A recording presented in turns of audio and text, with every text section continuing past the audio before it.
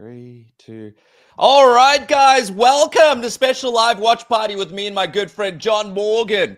It looks like we're being thrown right in here, John, as the co-main event is on its way already. We're in the first round, 1 minute and 53 left on my tablet here.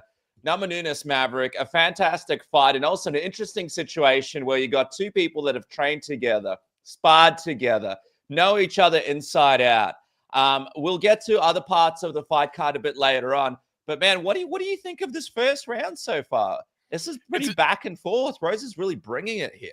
It is. I mean, I think we're seeing what we thought we'd see in terms of the speed and the footwork of Rose would be, really the key for her success. And you think that Miranda on the feet, isn't likely to win this fight. Look at this. As we say this, it's Rose that actually has a clinch from the outside position. But no, you would assume that Miranda Maverick, look at that. Deep on that single. Yeah, I'm just saying it's kind of playing out the opposite way. Although here we're looking for look at this. The counter from Miranda. Was initially thinking that Miranda really needed to get this fight to the ground to be competitive, and then on the feet it was going to be tough. And as they were walking out, she's saying, "Listen, I think my power means a lot more than Rose's speed." And I understand that in terms of the impact, but I just thought it was honestly going to be really difficult for Miranda to track her down. But Miranda has had some success on the feet, so interesting. The speed deficit isn't quite as much as I thought it might be in my head. The footwork hasn't been too out of place. I mean, don't get me wrong. Rose is definitely the quicker, more mobile fighter on the feet, but it hasn't been as completely out of sorts as I thought it might be on the feet. Just a reminder for everybody as well, you can throw your questions in the comment section. We'll get to it when we can. And it's just fascinating to see two people fight that have sparred so much together. Like, we know that Maverick, she knows things about Rose that other opponents don't before the fight. Rose knows things about Maverick too. And that usually creates an interesting fight, like very different to if these guys have never been in the octagon together. It's the end of the first round here. And what do you think, John? Like, who are you leaning towards for this one? It's been pretty competitive. It has been competitive. I think I'd lead Rose 10-9 in that one, but a lot closer than I thought it would be, considering that it was competed almost entirely on the feet. So it is interesting. And it is always, as you said, entertaining and interesting when two former training partners collide. I mean, look, a real fight, live action is different than training. There's no doubt about it. It's a different speed. It's a different impact. You're handling things a little bit differently. So it's never exactly the same, but you definitely know those little feints, those little setups, those little tricks, those little moves, those little tendencies that they rely on. And so that does make it exciting. The other thing you too know is about the psychology of it as well. Sometimes it's difficult if you've never trained with somebody or been with somebody to know what's going through their head. Are they feeling confident? Are they feeling down? Sometimes if you've seen them at their highest and their lowest, when they've broken or when they've had good moments in the gym, you kind of know, oh, they're suffering right now, they're hurting right now. And I think that mental side of it can be very helpful as well to you. It's a huge fight actually for Rose here. Like, not really her weight class, but if she can get a win here, puts her in an interesting position here. But for Maverick as well, she wants to kind of show that she can put away a big name like Rose, right? Like, she's being pretty aggressive here, Maverick. She's had a couple of wins where people have been a bit critical, but look at her in the second round. She's trying here. She's trying to bring the action to Rose. No, I completely agree, and I'm impressed with what I see. I mean, yeah, nice little combination there from Rose. Yeah, I'm impressed with what I see. I mean, this is a big spot, a big opportunity. So come out and deliver, on the action. She had, and I understand the criticisms have been fair, to be honest with you, of her being a little bit complacent sometimes, maybe a little bit, I hate to say stuck in the mud, but not really turning up the heat. I understand that, and she is coming out and bringing it and throwing it right now. So it's a very close opening round, very very exciting, and again, like I said, a lot more even than I thought it would be on the feet coming into this. It's interesting here. Rose is almost starting to get her movements on the feet, right? Like, she's almost kind of starting to try to figure out the distance here, beginning to walk Maverick down a little bit. But at the same time, like, Maverick's, she's still holding her own. Like, she's not letting Rose completely get into her patterns here. Look at this, a takedown from Rose. I'm telling you, I mean, this is flip the script, right? I mean, this is not what everybody thought coming into this. So I think that's a big statement from Rose.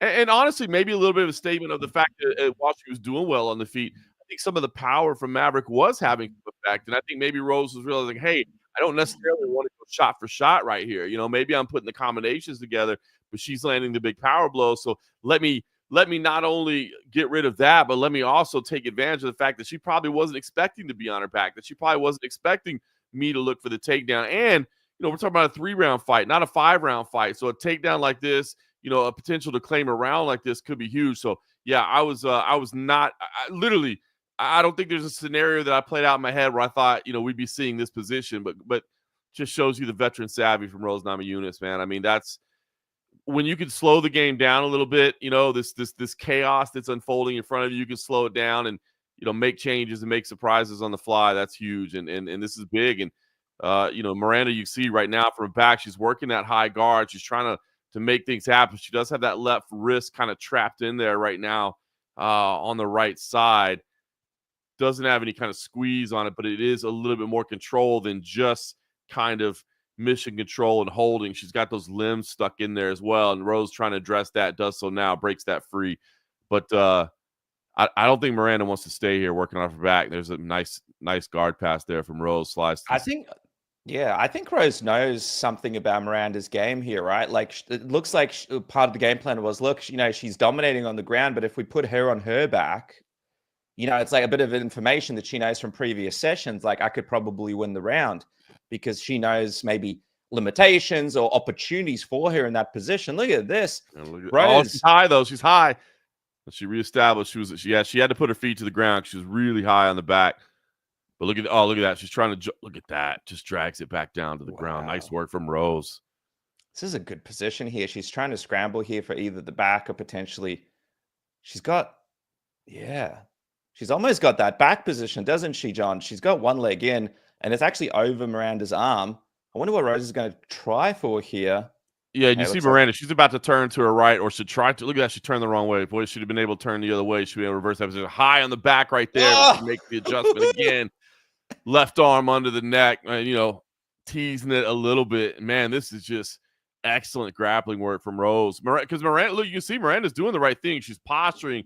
She's tripoding. She's trying to counter, turn in. Oh, look at this, though.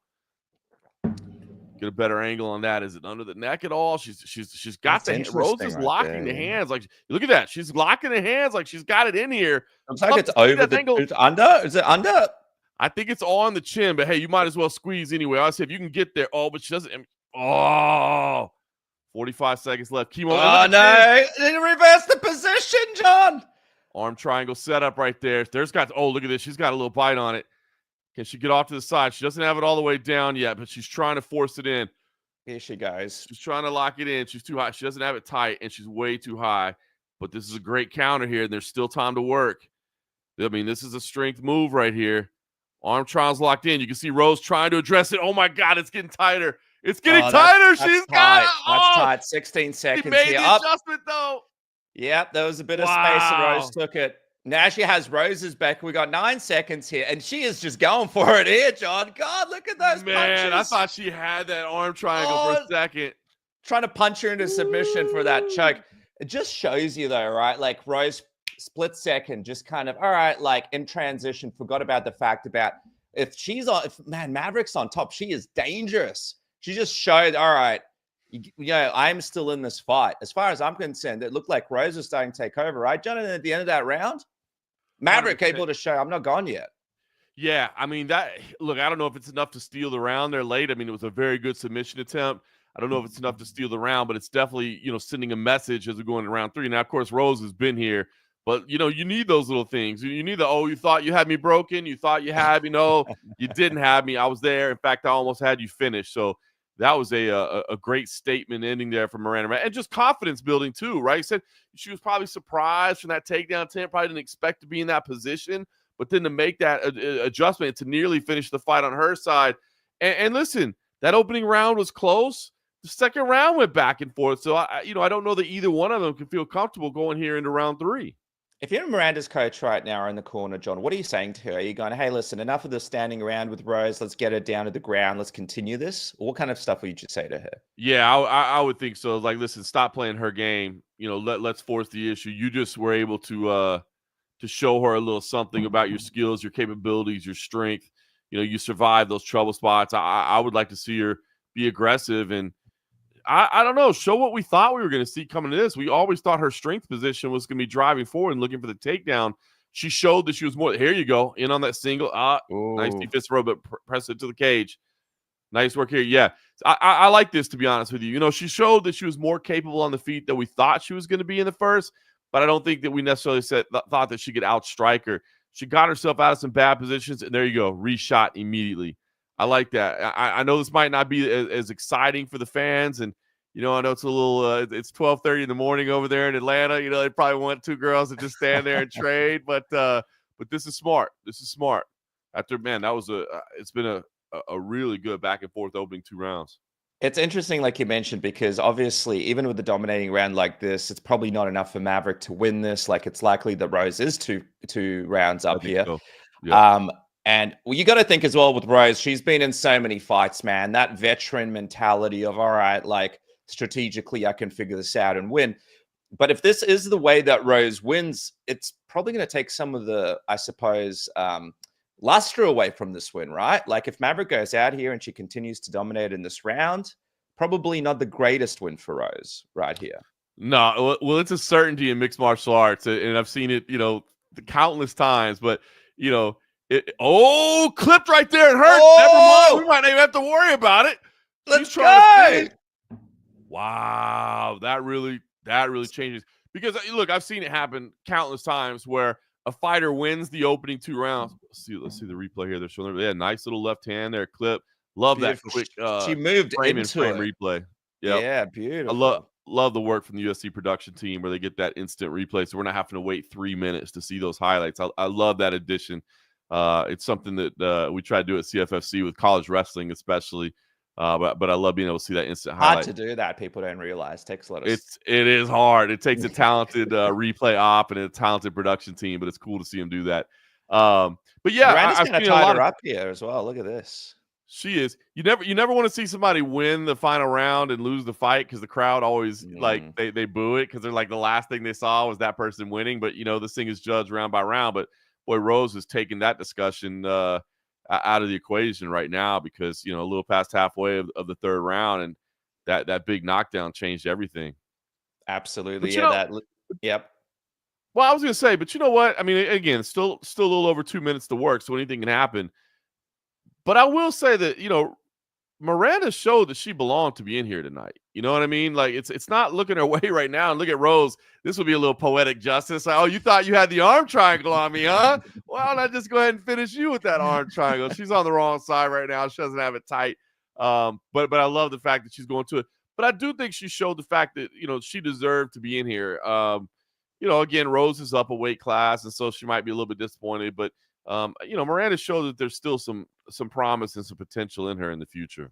I think the interesting thing from Rose is this grappling game is pretty impressive. And you go, well, you know, maybe this isn't her weight class, as Miranda reverses her with 1 minute and 25 seconds left. Look at does she drop back? She's going for the gilly. Nope. She's in a good spot here on the side control. She tried to sit back on it, but Rose, that was the veteran savvy. Rose passed the guard immediately, switched out to the side.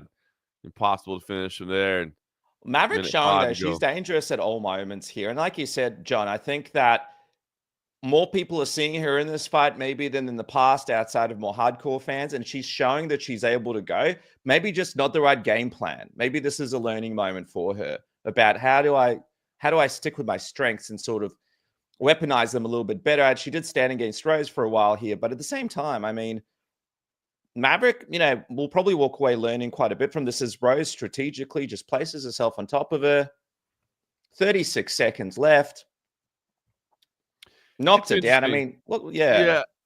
Well, you're right. And it's interesting, right? Because I feel like that's part of the growth process of fighters, is like, as they evolve and grow, they want to show that they have these well-rounded skills, that they know other things. And there's nothing wrong with that. You do need to show your evolution. And it is, look, it's difficult to score a takedown if your opponent knows all you're trying to do is score a takedown. You know what I mean? You got to be able to mix things up. But I feel like we didn't maybe see enough of, as you said, the strengths that she has. And there's the end of it. And competitive, man. Competitive. So 29-28 wouldn't shot. Oh, Miranda's. Oh, she's slow to get up there. Oh, looks like maybe a leg injury there. A little limping. All I will say is from Rose, well, Miranda as well, but Rose, she showed a level of like aggression in this fight, which is good to see from a fighter, with as many fights as she's had. You could come out, a lot of fighters coming out, shells of their former self. She looked competitive. She looked aggressive. Couple of comments here from John before we go to the decision. What about this? Our man Oscar Willis, report from the ground. I would like a beer. Huh? Big shout out. For you, brother. It's right here for you, Oscar. It's right here, brother. Got a cold one. Shout out to Oscar, man, down on the ground over there. A lot of people... Lazy Bed, shout out to you, man. We got people out here. Sean, how are you, John? People are pumped to see you on this chat, man. Excited to see you back, doing your thing in the MMA world. Bit of commentary. We're lucky to have you, dude. Thanks so much for joining me, by the way, today. This is a lot of fun. I appreciate it, man. I appreciate it. It's like I said, I've been ducking you for a while, man. I've been so busy, so actually having a week at home and being able to join you not only for the show but for the live stream. And I don't think I did tell you this. I have A, never been on a live stream, B, never even watched a live stream because normally I'm cage side, I'm working or I'm commentating or whatever. So I've never actually done this. So I don't know what makes a good watch along and what makes a terrible watch along. So hopefully I don't ruin your live stream. Nah, dude, you're doing a great job. Mark Fellows, a friend of ours here from Australia. Couple of beers in. There we go. Mark. Thanks for joining us, man. True legend right there. Joseph Doherty quickly wondering, are you a Raiders fan? Las Vegas Raiders, is that your team? I'm not. I'm always going to be a Dallas Cowboys fan. I mean, I was born and raised in Dallas, Texas, but man, I've lived in Vegas for 17 years now, so I've got to embrace the home team a little bit. And this just happens to be a beverage that's big enough. The big 24-ounce cans, it fits that. You know what I mean? Oh, so beautiful. That's nice. It's just kind of the one. Yeah. There we go. Rose walks away here. She is the winner. A bit of a post-fight speech here. Let's just see what she has to say quickly. 2 secs.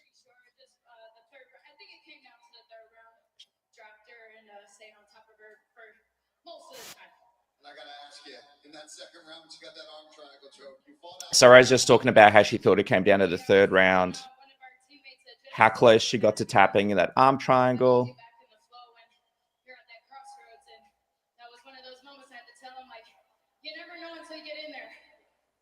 You guys have trained back and forth before you worked. Paul's just asking about the training of them back and forth for everybody just watching live.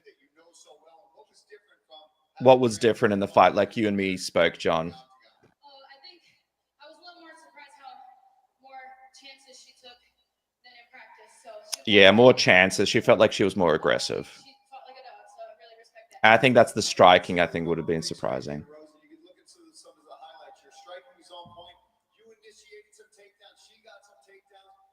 Beautiful knockdown, isn't it, John, that one? Beautiful.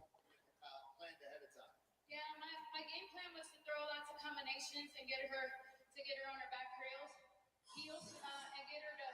She wanted to move it back here with the combos. A little bit of grappling. She obviously is very explosive, so it was a risky thing. She said a little bit of grappling. I think there was more than a little bit in there. A little bit more than I expected. Okay, what's next? Let's see what she says.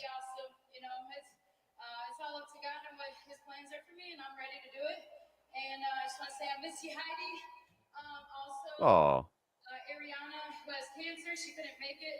I wanted to have her come see me fight, but she kind of got more sick, so please pray for her. And what else? I know there's a bunch of other Carly Judy's and Jillian Robertson and all my other training partners back in Colorado, Mallory Martin, everybody out there at Genesis. Thank you so much. And to my coaches, Pat, obviously, Jake Ramos, and yeah, she's got the new coaching staff there, doesn't she, John? She's got Pat, but... Me, it's all the glory to God and my team behind me. So I love the shout out to Heidi Dean there. I like the shout out to the legend Heidi Dean that's no longer with the UFC. She did a lot of work behind the scenes for years and years and years. And yeah, you see the crew there. I remember man, Pat and Rose both grappled for us at CFFC, and we ended up just kind of hanging out one afternoon right before the event, having just a chat, just hanging out. They were getting some work in, and we were talking. They're just good people, man. They're really, really good people. And so, man, you love seeing successes for them both.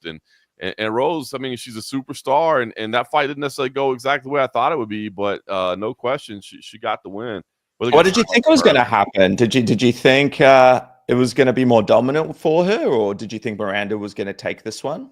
No, to be honest with you, I liked Rose's chances in this fight. I just thought it was going to be through the speed on the feet, man. I really did. I did not think it was going to be through some grappling exchanges and some of those that she actually was, the one pushing the offense on that. So the style didn't necessarily play out. But I just felt like right now, even at 125, I kind of felt like Rose was just the better fighter at this point in the career, the more seasoned fighter, certainly. And dude, I still think there's good days. Like I said, to me, that's a good building block for Miranda Maverick. Like, I honestly believe that's something where she can actually take some solace and be like, okay, hey, I learned some things. I learned some things about myself. I saw the level of the highest level. I don't think that's a horrible win, to be honest, or a horrible loss, I should say, for Miranda Maverick. So what do you think is next for Rose Namajunas here? I mean, like, I kind of missed it in the post fight. I think maybe did they ask her about moving weight classes again, or like what do you think would work for her at this stage of her run? Obviously, like, she's a former champion, and the UFC loves pushing former champions because people already know her. She's probably got a more name value than a lot of the girls in the division. Picked up a win over someone who was young and dangerous. What do you think should be next for her? And which weight class do you reckon? I got to be honest with you, man. I think, I'd like to see her at 115, to be honest with you. I mean, both those divisions are really, really good right now. I mean, Natalia Silva looks like an oncoming force at 125. Man, it's, look, styles make fights, and there's some stylistic positive matchups for her in both divisions, and there's some that aren't so great. Look, she showed Miranda Maverick is somebody that should have had the power against her. She showed that she can be there. So, look, if that's the healthier spot for her, maybe that's the better place for her to be. I think she has the capability of competing in either weight class. I feel like she's at her best at 115, but that was a pretty solid performance. And, look, weight cutting is difficult as we get, as athletes get a little bit older, especially, man, it gets tougher and tougher. And if that's where she feels she's most comfortable, then so be it. You know what I mean? It didn't look like that was the case last time out against Erin Blanchfield, but again, and this also didn't go 5. This was a 3-round fight. Would things have changed over 4 and 5? I don't know.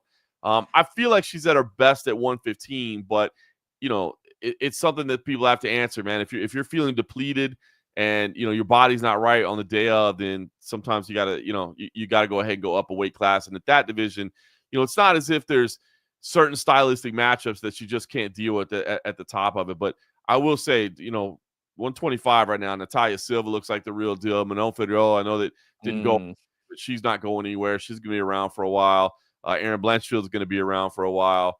So, obviously we had the setback with Macy Barber. That was frustrating to see. I'd like to see her at 115, but she can certainly compete at 125. A couple options for her there. Let's see what the UFC goes with. Some comments here. Did I introduce myself? Yeah, I don't have to introduce myself on this show, guys. You know who I am. I'm the man that brings you John Morgan today, exclusively on the program. Lucky to have. By the way, the main event about to start, so drop in your predictions in the comment section and we'll talk about it in a second. What about this, John? Did you see that one half of this main event barely was able to get into the building? Have a look at this. Joaquin Buckley refused entry by security. Okay, we got you. They're saying, I'm trying to get you in, but you can't come in right now. What I love about the security guard right here is he's just like, I don't care if your face is on the poster. I don't care if you're in the main event. I ain't letting you in to this thing. And you got Joaquin Buckley there with the team. One of the most hilarious situations that can happen to someone in the card as he's able to. No, by the way, I don't think he gets through. Like, they have to go back and forth before this happens. Hey, I mean, we've seen this happen a few times in MMA, John. Hey, listen, but I will say this. That security guard is just doing his job. He is told, hey, my man, I need you to work this position right here, and nobody gets through unless they have these particular badges, et cetera, et cetera, et cetera. It's not his job. It sounded like he was being very reasonable. It seemed like the whole situation was reasonable. But I will say, for people that are like, oh, this idiot security guard, whatever, like, legit, that dude is just doing his job. That's what he was told to do. Yeah, dude, I'll tell you what, a funny story was this one. Remember when Rockhold fought Bisping in Sydney that time in the fight night card? We were walking past the after party, and I saw that Michael Bisping and his crew were ejected from his own after party because he was too drunk. And security's like, no, you're not coming in. He had his whole team They're like, you're too drunk. Get out of here. I was like, oh my God, are you kidding me? It's this party, for God's sake. That was Bro. at the Ivy Club over there. And happens all the time. People don't realize. Hilarious. I'm going to tell stories. you right now, if an Australian security guard is telling you you are too drunk, you are too drunk. You know what I mean? Like, look, I have been over there once or twice, and they allow for some frosty beverage consumption. So if that was the case, then I'm going to have to err on the side of caution and say that he was also correct. Before we get into this main event, man, I mean, let's actually get into this main event. A lot of people, of the odds, the people, everybody thinks this is kind of a foregone conclusion that Joaquin Buckley is going to walk out here and beat Kamaru Usman. I mean, it's crazy to see the odd makers put Kamaru at such odds, like literal money to be made here. Obviously, he's been away for a couple of years. He's lost a few fights in a row, but like Ali Abdelaziz says, this is the healthiest he's ever been. Joaquin Buckley, like he's a great fighter, but still maybe hasn't been in there with the level of a Kamaru Usman yet. Are people underestimating this version of Kamaru Usman? Man, he's looking pretty good, like leading into the fight. Well, the problem is we don't really know what the version is. You know what I mean? Are they They might be underestimating, but when you say this version, that's the big question. We don't know what this version is. I mean, I will say on the scale, he looked fantastic. You know what I mean? But you know, the knees are the knees. You know what I mean? If they're still not out there and you're still not able to be explosive and you know, there's a speed discrepancy because of the age difference and all those things. I mean, if Kamaru Usman goes out there and executes, he can absolutely win this fight. So to pretend like this is a fight that he has no chances in, that would be dishonest. But it's tough, man. I mean, we talked about it earlier in the week. Like, look, my heart right now is sitting with Kamaru Usman all day. I mean, there's no question about it. But it does feel like it's Joaquin Buckley's time right now. But I will say, the odds surprised me. I was really, really surprised to see the odds makers and what they come up with. But, you know, it's tough. 3 losses in a row, you know, lengthy time away. But again, maybe that lengthy time away did allow you to heal. Those 3 losses, let's not forget. The first one, you were 4.5 rounds ahead. You know what I mean? Like I said, I'll never forget being in Salt Lake City and people walking to the door. And I'm just like, yep, Usman did it again. Oh, my God. No, he didn't. You know, so it's that one. And then Hamza, you know, the monster that is Hamza, up a weight class. And I think everybody kind of agrees that if that fight goes an extra 2 rounds, we know who the winner is. So, you know, when you look more closely at everything, it makes you believe, like, dude, there's more of a chance here than I think people are giving Usman. But then we have to be kind of tethered by the reality that he is a little bit longer in the tooth, that he has had these health issues, that he has had these, you know, injuries. And yeah, maybe he's not injured, but you could not be injured and also still not be who you were 10 years ago. You know what I mean? Like, I'm not injured right now, but I'm not the same guy I was 8 years ago. You know what I mean? So it's interesting though, but I am very intrigued by this. And man, if you know, Usman if he comes out here trying to pump the jab and stay at range, like, that's not a good thing. But if he's able to come in and, you know, close the distance and make this thing dirty, it does get a little bit more interesting.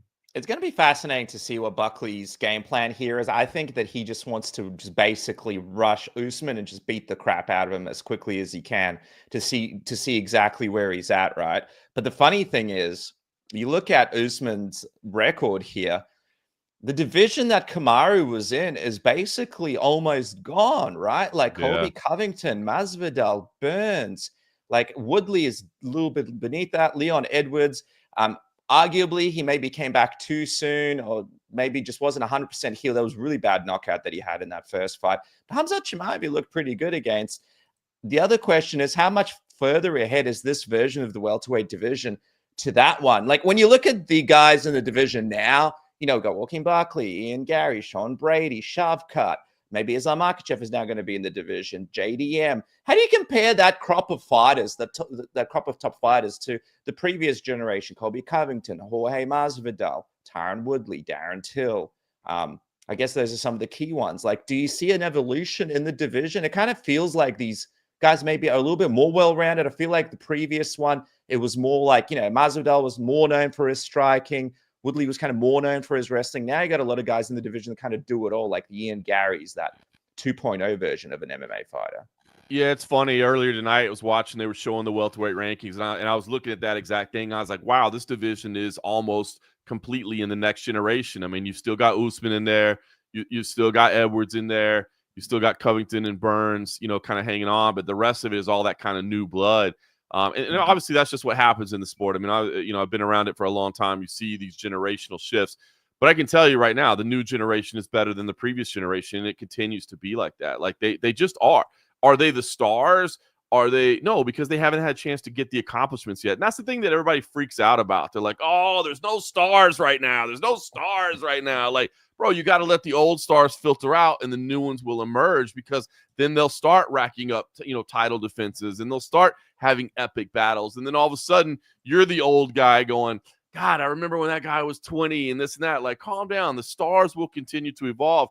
But I can tell you, if you're just looking skill for skill, it's what's happened since the very beginning. I mean, always it's a cheeky example, I guess, but like when Hoist Gracie came back to fight Matt Hughes, right? Like what happened? We saw the way the game evolves, right? It evolves over and over and over. And that's what happens to every generation, because now all those names that you rattled off, those were all guys that were like 8 years old training jiu-jitsu and going, I want to be like Kamaru Usman, and these guys. And the sport just keeps getting better and better because athletes keep training earlier and earlier and getting access to better and better training. We're about to get into the main event. 38 years old for Kamaru Usman. So obviously we're going to see where he's at age-wise. It's incredibly difficult to stay athletic as you can't wait and you get older. We know that. Welterweight, lightweight, the lighter weights, it's harder. Heavyweight is easier because you're not cutting as much weight. But what about this, John? It was kind of cool to see this man on the stage with him, the UFC stage, Francis Ngannou, making sort of an unofficial little return to the UFC. Were you like the rest of the fans when you saw this? You're like, whoa, look at this. This man is in a UFC building once again. It's kind of cool to see him there at the weigh-ins. Let's not read too much into it. We see Ray Sefo on the stage. You know what I mean? He's the president of the PFL. You know what I mean? So it's like, they're going to come back. Yeah, you know what I mean? So it's like, and I'm just saying, so it's like people are like, oh my God, I can't believe they allowed Francis Ngannou on stage. Well, it's like, dude, I mean, if he doesn't have any, like, come on, they're going to let him on. Like I said, Ray Sefo's in corners and with, but it was cool. It was cool to see though. And I know he's there cage side tonight and all that. It is very cool to see. And it just makes you wonder, like, hey, nothing's impossible, right? Like, listen, Dana and Tito Ortiz, if you didn't live through that era, Dana hated Tito Ortiz, but he made fights with him. You know what I mean? If it makes dollars, it makes sense. So you just never know what's happening. I guess the key is, what did Tom Aspinall think about seeing Francis Ngannou up there? Was he like, come on? No. Yeah, if I'm Tom Aspinall, I'm just not watching anything at the moment related to MMA. I'm just trying to live my life outside of the sport. By the way, I just got to ask before this fight starts, who do you think has more to lose here? Kamaru Usman, decorated champion. Buckley. I feel like if Buckley walks out here, doesn't have a good performance, that's really gonna hurt him. I feel like in a lot of fans' eyes. But at the same time, this is Kamaru Usman. Who do you think has more to lose here, John? Usman, because he doesn't have time to make it up. You know what I mean? Buckley, of course, you're right. The stock would take a massive hit. But, I mean, we know what Buckley is capable of, and we know that he's got a lot more time on his side. So in the immediacy, yeah, like Buckley would take a slide back, and you'd be like, But, we got a little line at the top of the welterweight division right now. So it's not like I don't think he's walking into a title shot after this. So, honestly, I would just say Usman only because, like, if he has a bad performance or gets knocked out or, look at this little face off. Oh, come on. I like it. I like the emotion, young buck. Yeah, I would say Usman just because, we know where he stands in his career, and a bad result here would just kind of mean like, what are we doing? Whereas Buckley has time to make it up. I love this. I forget how with Usman as well, man. He's pretty tall, 6 feet tall. He's got that height advantage in the division. It's just cool to see him back in that octagon. It's been a long road back for him, and it's nice to see him back almost a couple of years here. It's cool to see him in this great matchup. Well, listen, we were talking about those odds. I saw the odds shifted a lot more back toward. I mean, obviously, Buckley remained the favorite, but I did see that they tightened up quite a bit. So I think a lot of people maybe were kind of looking into it the same way we were just talking about, that, hey, maybe it's not a foregone conclusion here. Here we go. First round starting off here. Oh, man. Look at this. I wonder who's going to start implementing their game plan better first. Man, straight away, you see Buckley is moving pretty quickly, right? Like the speed advantage It's definitely looking like it might be on Buckley's side with his movements here. Oh, 100%. 100%. The speed, the move. Like, I think you're going to see, you would expect Usman. Look at this, though. On that, look, this is it. This is all he needs. Seconds like this, and he's going to get in tight, and he's going to rely on it. He knows he's a veteran. He doesn't need to throw down. He doesn't need to trade. He needs moments like this. And look at Buckley hovering in the air right there, that right-hand base. Beautiful to see. But Usman will just relent on this. I'm going to drag him off from the fence. I'm going to get him flat. I'm going to settle on top. Oh, look at that. 4 minutes left in the round, and he's already got him down mentally for Buckley as well, John. Absolutely brutal to be in this position straight away. He's got him up against the cage. And I think for Usman here as well, for his confidence, I mean, this is exactly what you want right now if you're his team. Got him in a beautiful position here. And I'm going to tell you I hate to see this at any level. Buckley right now underneath, you see he's grabbing, he's holding, he's trying to prevent the posture. That's okay. Now I like to see it. Now he's trying to break. You see this a lot. Guys that are just holding and they're preventing and it's like they're holding for a stand-up. That's not enough, especially at this level against a championship fighter like that. So that concerned me early on, where it seemed like all he wanted to do was clasp and hold. I hate to see that underneath at any level. And he's going back to it right now. You got to turn, you got to shrimp, you got to look to a side, you got to get a foot on the you got to be looking. Otherwise, you're going to sit here for another 3 minutes and 10 seconds. Beautiful elbow there from Usman, but it looks like he's not really working to get up. Oh, it looks like he's kind of hipping up there, but yeah, trying to pull the head down to avoid Usman posturing up and throwing shots at him, but not really focusing on improving his position here. I mean, Kamaru, man, he's in a great spot right here. He's completely controlling Buckley up against the cage, and if you're in Buckley's corner right now, you've got to get some urgency here. Like, you do not want the entire round of Kamaru just in this position. Absolutely not. And he's doing a great job of keeping the head against the cage, not doing a ton of damage, but not taking any chances. I'm going to maintain this position. You see right now, Buckley trying to get his back to the cage. He's going to try to sit up, work to the feet. I like this, though. He's making something much better. Now he's got that base with the left hand. You'd like to see Usman try to peel that away and pull that instead. Hangs on to the legs. Look at that, though. Drags him off the fence. Yeah. This is just veteran savvy.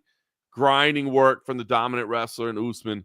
This is if you're an Usman fan, if you're an Usman supporter, if you put your money looking for that dog money for Usman, this is exactly what you want to see. The problem, there you go. He tried to kick off the hips there briefly, but Usman is going to just continue the forward pressure. This is what you want to see. Now, again, if you're a Buckley supporter, you know that, hey, he's got to do this to me 4 more times. We restart on the feet every single time, and I'm going to get 4 more chances to try and strike from there. But this is exactly what Usman wanted to do, and this is why I thought this fight was a lot more competitive on paper than those initial lines would kind of suggest. Yeah, and for Buckley right here, this is going to impact his confidence. This is going to impact the way that he strikes, his aggressiveness here. He does not want to end up in this position for the next few rounds. It may take away some of the movements and some of the game plan that he had initially. Of course, him and his team would have been drilling for this, John, but are you surprised at how dominant Kamaru is in this? I mean, this is almost vintage Kamaru here, man, throwing elbows, absolute control over Buckley here. I mean, this is just impressive stuff here from Usman. This is what we were saying. If he can go out and execute this, he can absolutely, I don't want to say shock the world, but maybe, shock the masses who thought this was a given for Buckley. I mean, the question was, again, you asked going in, what about this version of Usman? The question was, what version of Usman are we getting? And again, he did look good on the scales, so it looked like it was good. We were hearing the right things. I've never heard anybody's manager say, well, he's not looking great, but we're going to do the best we can. You know what I mean? So, when Ali Abdelaziz is like, he's never been better. He's never, okay, is he? Or is the manager just trying to hype him up a little bit? But right now, man, I mean, you could not have asked for more from Kamaru Usman right here.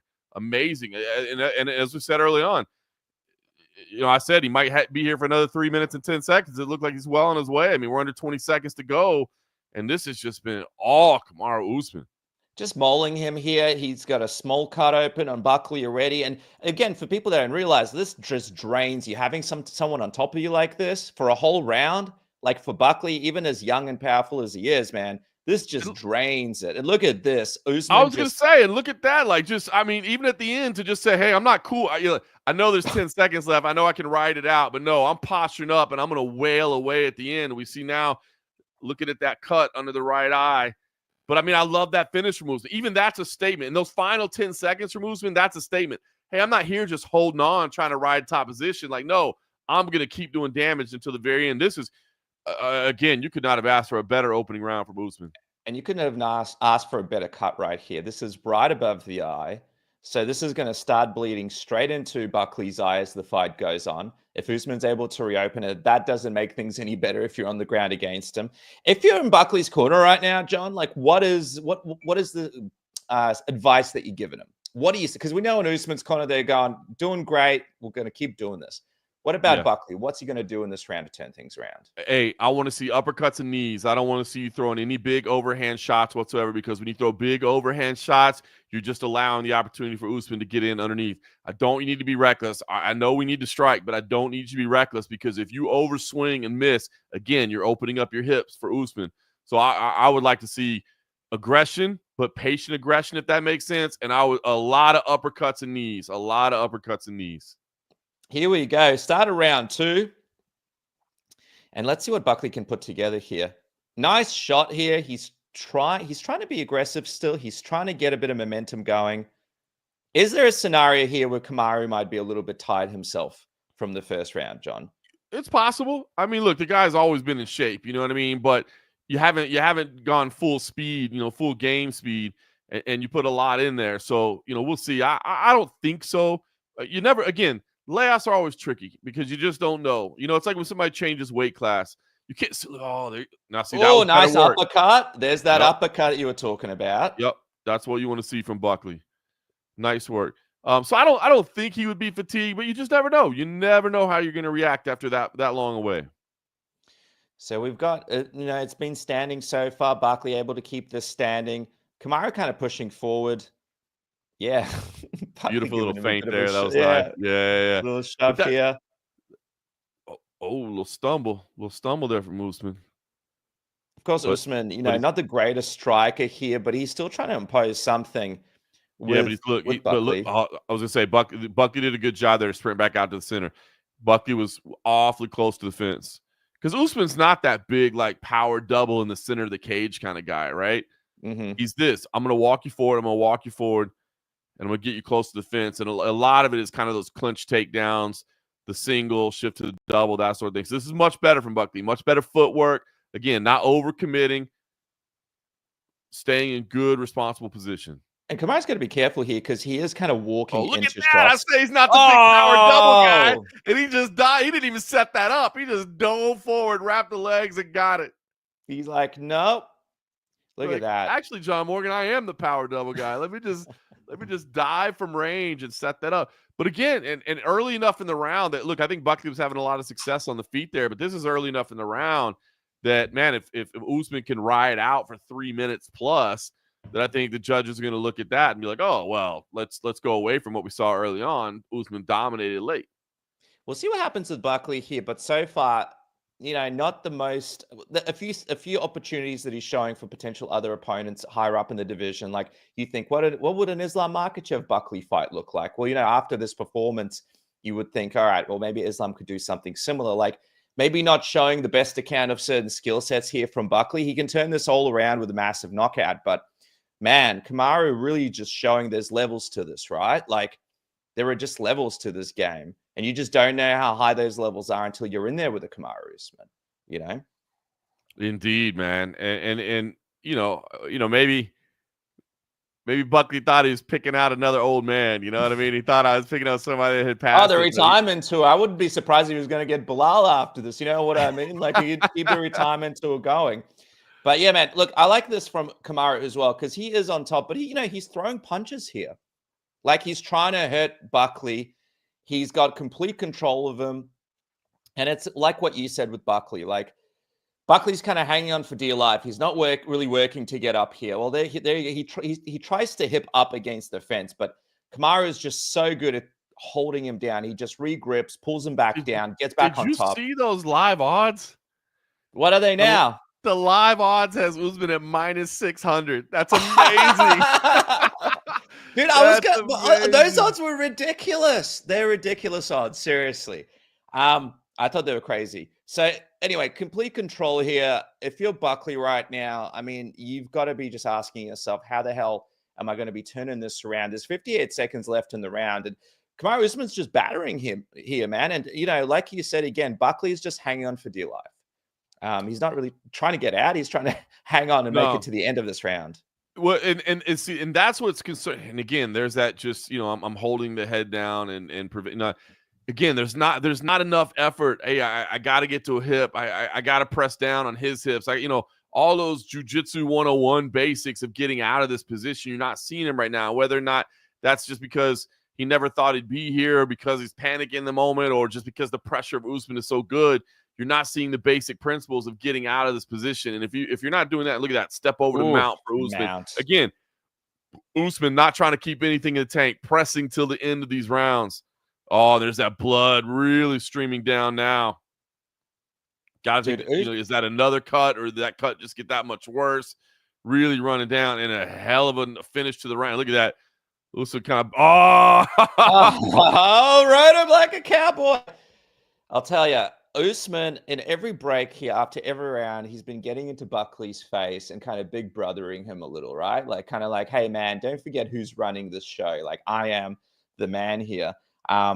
Getting into that half guard, being able to lock down Buckley on the ground, raining down punches. Buckley is confused as to what to do, tries to hip out. He just regrips, switches his position.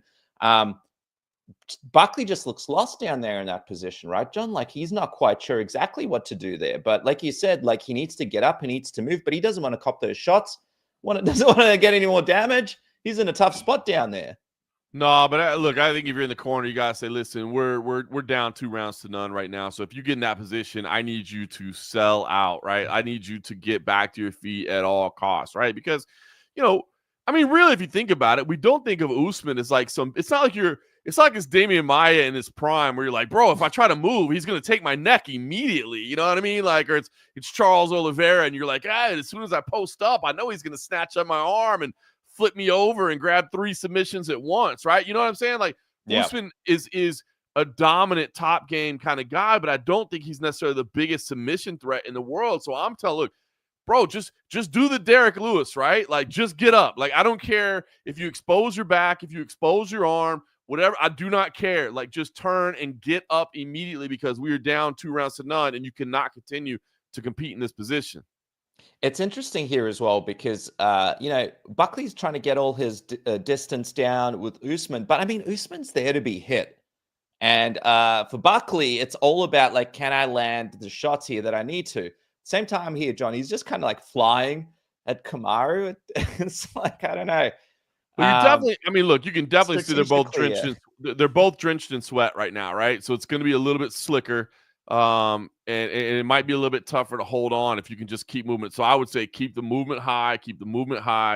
Again, Buckley had some success early in round number 2 with the movement, with the range. And look, see, I like this, man. A lot of lateral movement. I'm not going to give you a standing target. I'm going to shift move. I'm going to throw 1-2 punches. I'm going to move.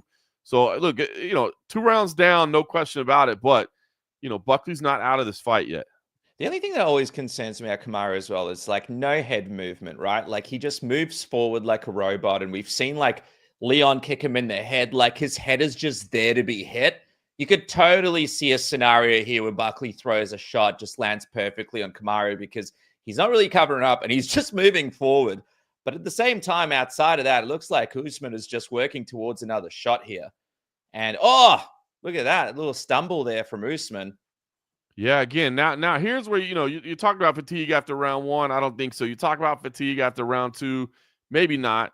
But there's blood trickling down a little bit. But again, Buckley's going to be slick. He's going to be a little bit tougher to grab. And now he doesn't seem to be making the mistakes of overcommitting and moving in tight. I'm sure Buckley had the visions of the big home run knockout. Let me get the big highlight reel to get myself up to the top. But now he's realizing, okay, hold on. We're in a fight, and this is good. You see this movement, nice big shots. There you go. Beautiful. Big punches and move. So there's still Buckley. Look at this on the single. Key moment here. What happens? Drives into the kick. Wow. Down. Halfway through the, and there you go. Dude, I like Buckley though. Buckley's trying to get up here. He was getting good momentum. He was starting to land his shots. He was starting to look dangerous. Kamaru Usman was able to get him down in the nick of time here with 2 minutes and 20 seconds left in the round. If you're Buckley, man, you just got to press. And he is. Look, he's on his right hip right now. I mean, obviously he's got a lot of weight on that side, but I don't want to see. I don't want to see you preventing the posturing. Usman isn't even trying to posture. Get the hands inside. There you go. Frame away, create some space. Exactly right. Frame away, create space. The guy's back to the fence right now, and then Usman. Look at that leg control. Look at that, locking man. down those legs, Khabib style. Oh man, look at this. Just so good in that position of just knowing how to keep someone in that difficult position there. This couldn't have happened at a better time for Kamaru, right, John? Like, just as things started going in Buckley's direction, just as he started landing shots, Kamaru able to get him into this position. And you could just tell, like, as much as Buckley knows how to get out of these spots, again, like we mentioned before, it's one thing to get out of it against someone in training or like one of your coaches. Another thing when you got Kamaru Usman on top of you in the main event of a UFC fight card right here. There's some people sitting on some Usman underdog tickets that are feeling very nice right now with a minute and 5 left to go here in the 3rd round. Again, you said it, man. Buckley is still dangerous. We know he's got one-shot KO power. So, again, nothing is ever over, right? Nothing is ever completely done.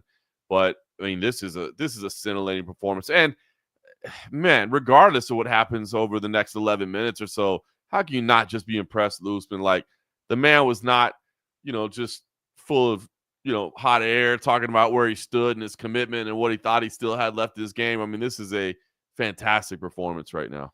The incredible thing with Kamaru is as Buckley is almost out, he's able to change his pressure, switch his position, and then get him back down. Like, he does it time and time again. You look at the intricacies of what he does. He's always switching positions to basically stop Buckley. Look at this. So Buckley's almost up. He's going to switch, turn around.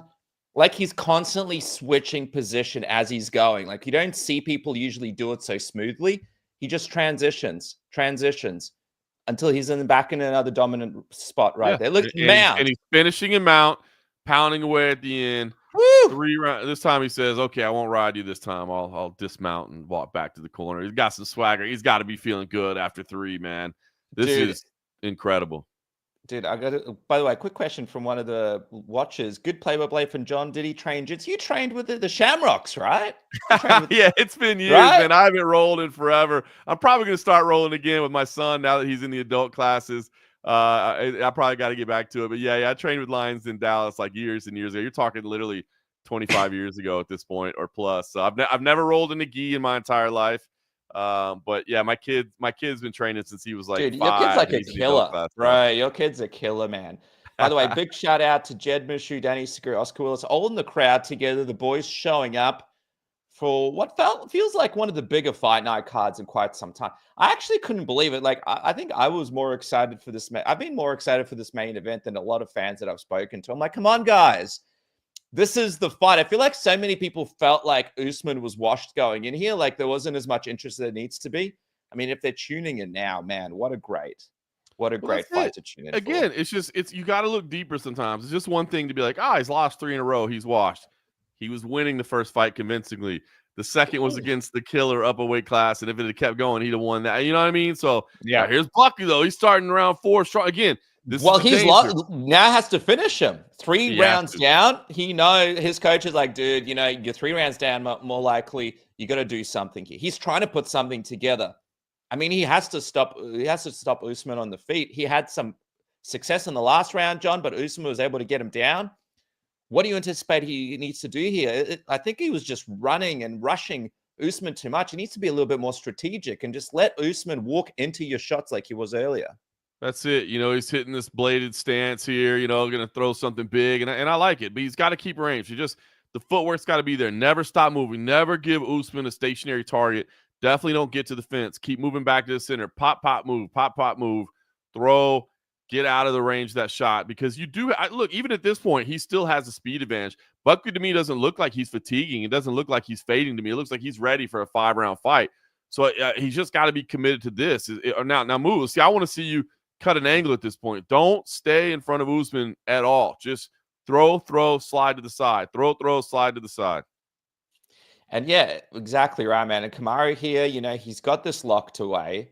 What do you think is the game plan here for Kamaru? Like, you don't want to get caught by Buckley. Is it just like, let's just get him back down here. Let's just dominate these couple of rounds.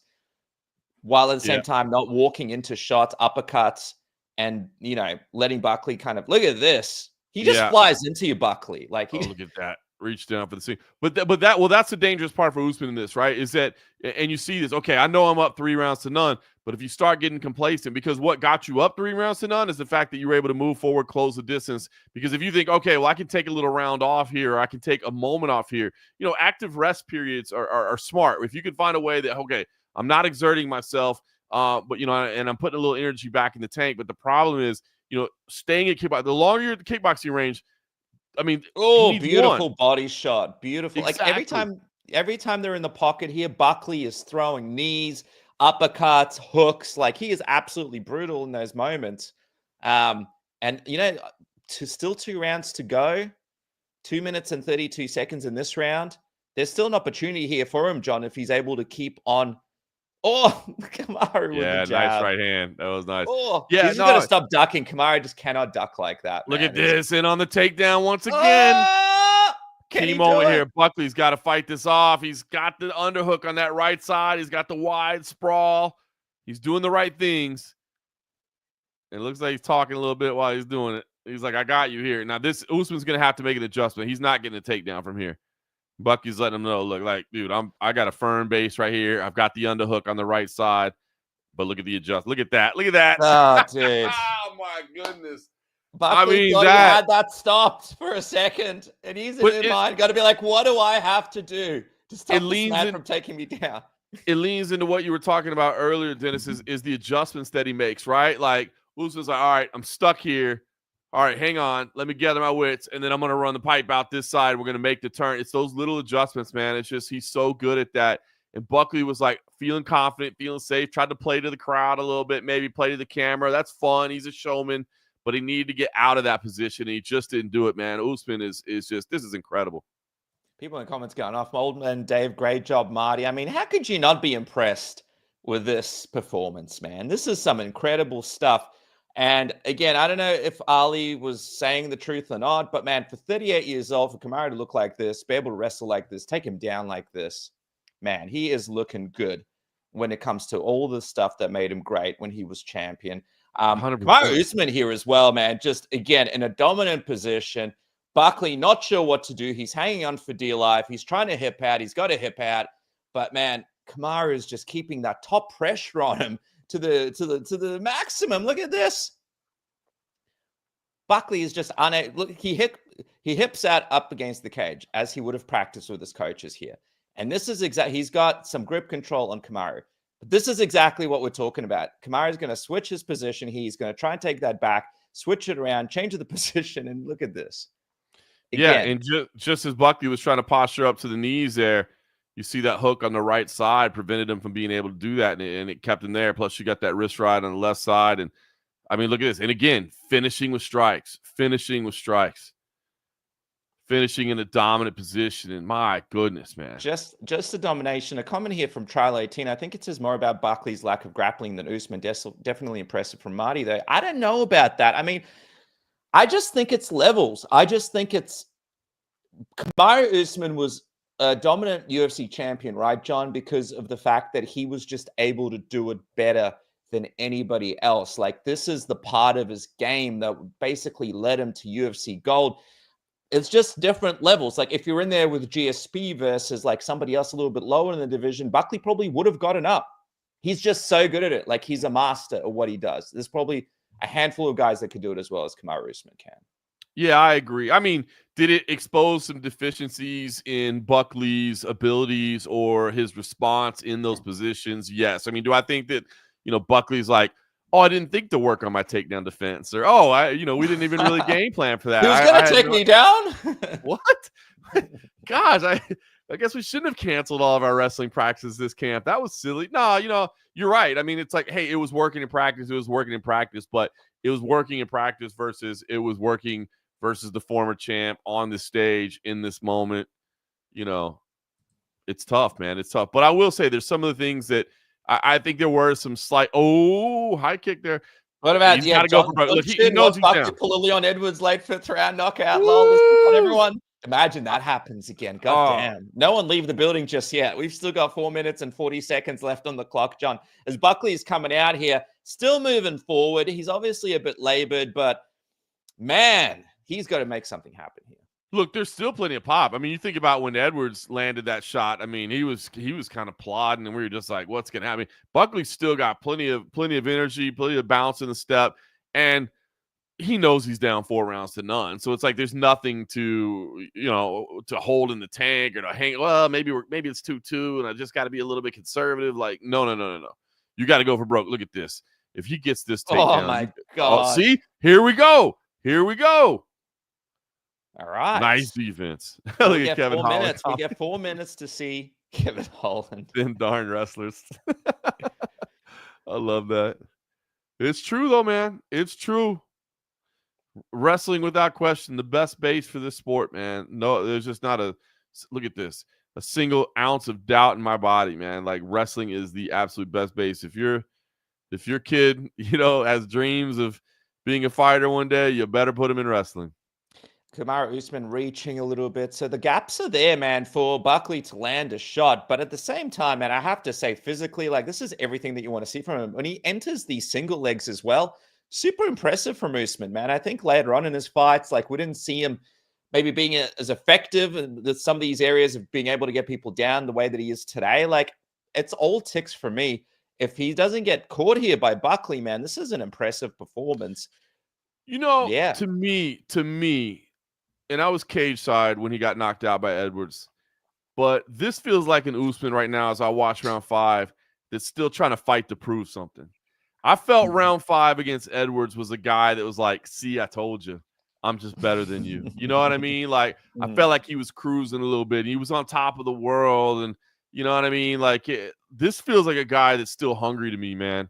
And still a lot of time left. But look at this. Look at this. But okay, see, we're talking about the grappling for Buckley. That was a great takedown defense. Oh, he landed a couple of good shots there. Yeah. Ah! This is still, look, man. There's still 220 to go. But that was what we needed to see the whole fight. That series right there from Buckley was exactly what he needed to be doing the entire time. Oh, big uppercut just missed. Kamaru Usman either looks a little bit gassed or a couple of shots land cleanly and he's kind of getting his wits about him. And just saw a shot on his face. And yeah, he looks a little bit breathing through the mouth. Buckley's looking fresh. 2 minutes left, like you said. And Buckley's bringing it, man. That uppercut. Turn this around. Look at this. No head movement from Usman. Arms are low. He's unable to get this takedown. Let's see what happens up against the fence here. This is important shit here for Usman, man. He's got to make sure he survives this. Well, listen, I don't think anybody came in here being like, well, I like Buckley's chances to outpoint Usman over 5 rounds. You're like, no, he's going to knock him out if he can. So, yeah, blood in the mouth there. You see that. He's opened up. But he only needs one. I mean, look, he needs one moment. And look at this. Nice defense. Back to the center. There's still a chance. I mean, Usman has looked incredible, but there's still a chance for Buckley. Going to the body. He's digging in there, Buckley. He's throwing everything that he can. And I will say that at least this is for Buckley. If he does finish this round, this is a little bit of redemption, right? Like finishing out the fight like this, show some potential to the people that, all right, I can do something here. Like I'm still dangerous. I just got to pick up a couple of skills. But this isn't as bad of a loss for Buckley with this round going a bit more dominantly to him, Yeah, no, I would agree with that. You can be like, okay, put round 5 Buckley along with like C-level Kane or whatever. You know what I mean? It's like that, that guy there is a guy, right? So, hey, I know I can compete late in round 5. Maybe I was a little worried about that against this level of fight. Oh, look at this. And he's still throwing big shots. 30 seconds to go. And, that uppercut landed. Oh, that left hand. People just hanging on to their bet slips right now going, I don't know what's going to happen. 20 seconds left.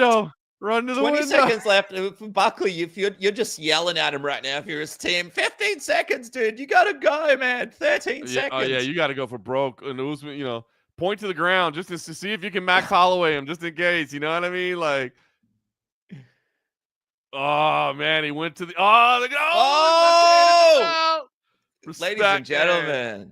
Respect I'll tell you what, these two. Kamaru Usman coming out here, proving everybody wrong. People making some serious cash. John Morgan, What do you think? Kamaru Usman just did it. He just that's beat unbelievable, Joaquin man. Buckley.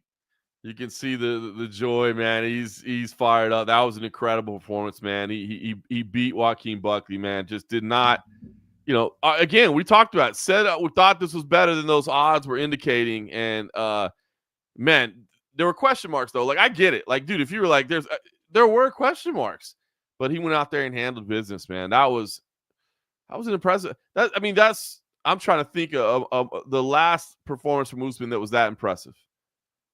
2021. I mean, you got to go back. You got to have a look at that. I mean, what would it be? It would be let's see, where is it? Over here. We've got I mean, I think that some people found the Hamzat performance now really ages well after everything that Hamzat has done to weight class up. But before that, maybe that Jorge Masvidal knockout was he did beat Colby, but I think that Jorge Masvidal knockout maybe. It has to be. I mean, that's his. Yeah, I mean, that's his best performance in 4 years. I mean, that's incredible. Yeah, unbelievable, man. Turn back the clock at 38 years old. For everybody watching right now, we're going to check out the post-fight speech, and then me and John are just going to quickly give our last thoughts on the card and just talk about a couple of fights before we finish up, and also what this means for the welterweight division, because I think a lot of people have questions about that, John. But I have to say, if you're Kamaru Usman, you're seeing these odds, right? Like, you're seeing these odds and you are like, F everybody, I am going to go out here and prove these people wrong. You're Absolutely. Seeing that stuff. Chip on the shoulder for sure. Chip on the shoulder. 38 years old, coming back like this against one of the most dangerous guys in the division, Joaquin Buckley. And here we go. We're waiting for the official scorecard in the decision. No surprises here. Kamaru Usman with his arm raised, and a lot of emotion here from John. So much on the line for him. I mean, he just took a very dangerous fight. Yeah. I mean, look, you asked me off the top, who do you think has more to lose? To me, it was Usman, right? Because if he gets stopped here, it's over. Paul is just talking to Kamaru, told him dominant performance here, trying to get a couple of thoughts from him. An emotional moment for Kamaru here. You could tell how much this means to him, man. What a road back to the octagon. Fighting back tears, man. Fighting back tears. Love that, man. Love that. Feels good, Paul. It's been a while. I needed to get that monkey off my back. He just needed to, get this win, he was saying. Do this at the highest level. Sometimes when you're going up against a young, hungry guy like that, very talented, very aggressive, you got to pull out the skills and use the experience. And that's what I did tonight. I wanted to open up a little bit more, but that comes with time. So I feel good. I just want to say thank you to everybody. He's just thanking everyone, said he needed to use his skills and experience. He wanted to open up a bit more, but wanted to be strategic with this one. We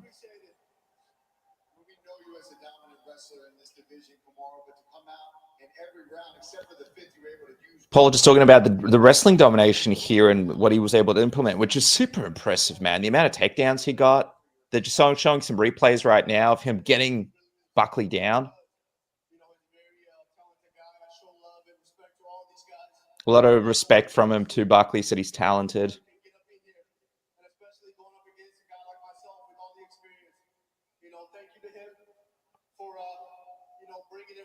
Just thanking Buckley for bringing it. I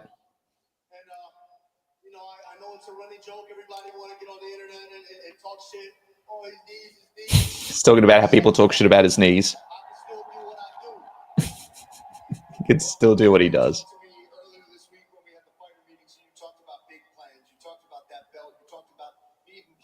Okay, so Paul's asking what he wants to do next. Let's see what he says.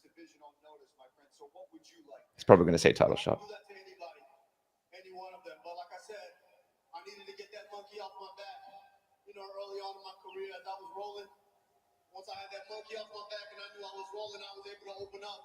And you guys saw those spectacular knockouts. I still got them in there. I got some of the best minds in the game. With coaches like. He's just talking to the fact that he's got great coaches. He's still got the stuff. All my training partners, those knockouts will come. I just needed to get this monkey off my back. The next one, whoever it is for that title, I'm gonna see about you. He's saying the next one for the title, he'll I had a lot of emotions coming into this one, like I said. take them on. A long time, a lot of emotions, a lot of things that I had to battle back from. I'm holding back all the emotions. Unfortunately, my daughter couldn't be here with me tonight. That's another long story, but man, I just want to say thank you to everybody. Thank you to my family. Just thanking everyone, talking about it looks like he's been dealing with some real personal stuff outside of the octagon that he doesn't already talk about just yet.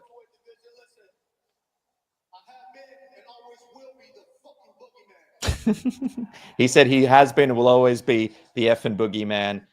John Morgan, some interesting stuff there from Kamaru Usman. I mean, a bit of a poker face, right? During fight week, going into this fight, not really sort of alluding to the fact that, there's been a bit going on behind the scenes. But now Kamaru Usman opening up about the fact that, he's been seeing what everyone's been saying on the internet, kind of like what you and me spoke about when it comes to the odds, the haters, the knees, this, and the other. And he's also been dealing with a lot, trying to get the monkey off his back. He kept repeating it, which is kind of like he wanted to get in there, right? He wanted to show everyone he could do it, that he's still the same fighter. I mean, that's what we saw today, right? That's what he was just able to demonstrate in that octagon. Absolutely. All the doubters, I mean, this meant a lot for him. You could see it. I mean, he was battling back emotion. And we talked about that kind of coming in, that sometimes I think Kamaru Usman on camera and off camera is two different guys.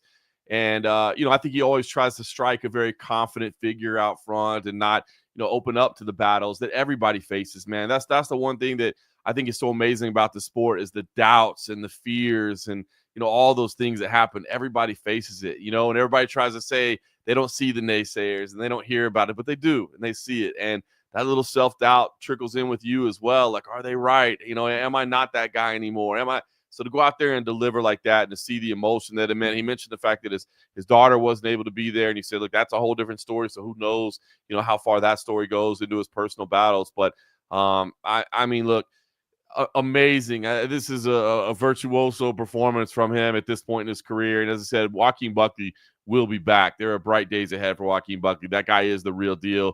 If I see somebody say the term fraud check, I just hate that term. Number one, like, nobody's a fraud in there. I hate that term. I feel like that's a big YouTube clicking term, right? Like, I hate it. I hate the way people throw that out there. But no, this is great for Usman. I said, like, going in, like, I knew this was gonna be a tough fight for Usman, but I was gonna be cheering for the old man, and he got it done, dude. That was impressive. That was very impressive. So let's have a look at the rankings right here as it sort of uploads onto the screen. This needs to be updated still. We'll see what happens after this. But first of all, number 5, Kamaru Usman. What do you anticipate he's going to be come Monday, man? How high up do you reckon he's going to be in the division?